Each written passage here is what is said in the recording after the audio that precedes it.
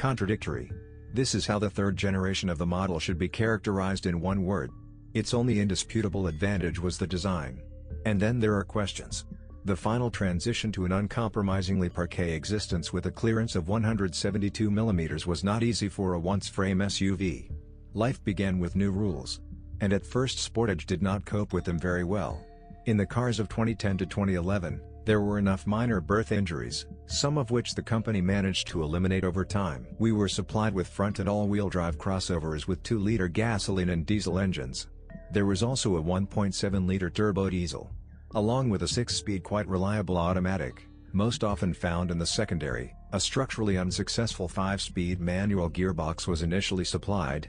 There was a certain bias there, due to which the box was already destroyed by 40,000 kilometers.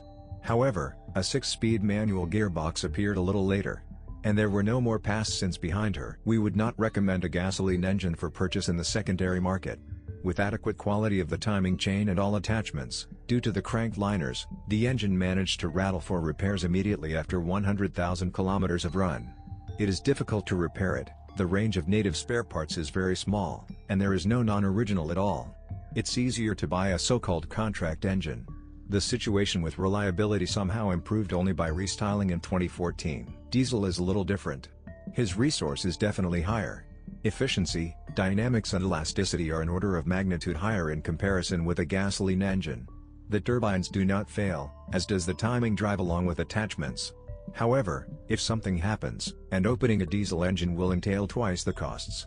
Repair of injectors and injection pumps is not at all cheap, and equipment replacement is not budget-friendly. Less often there are questions to the 2-mass flywheel, about $400. It is believed that its resource is 100,000 kilometers. For purchase, we would recommend a 136 horsepower diesel version with an automatic, the optimum in terms of reliability, dynamics and efficiency. Still, a third Sportage is not an aftermarket option. No wonder they are neglected by thieves. The interior is aging rather quickly, the plastic in the running places peels off, as does the leather trim of the pretty steering wheel. Crickets appear. The seats crumble over time, the leatherette upholstery bursts.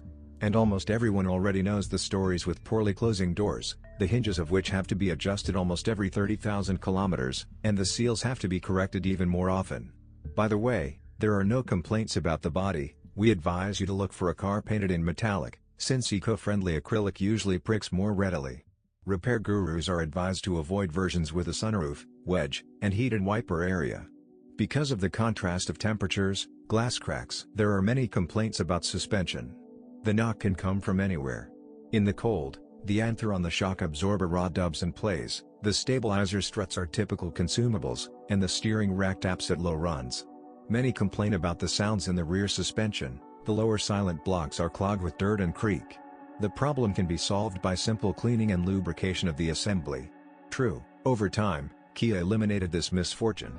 And surprisingly, many scold the original components, the replacement of which with a high-quality non-original leads to the solution of many problems for a long time. There were no characteristic electrical ailments in the car.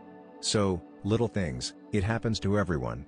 By the way, keep in mind that crossovers before 2012 had navigation that could not speak Russian and could not boast of good coverage in Ukraine. Then she spoke like a little. In a word, we cannot recklessly woo you this car. Beautiful, no doubt, but you need to watch and listen to it very carefully when buying. There will always be excuses to drop the price.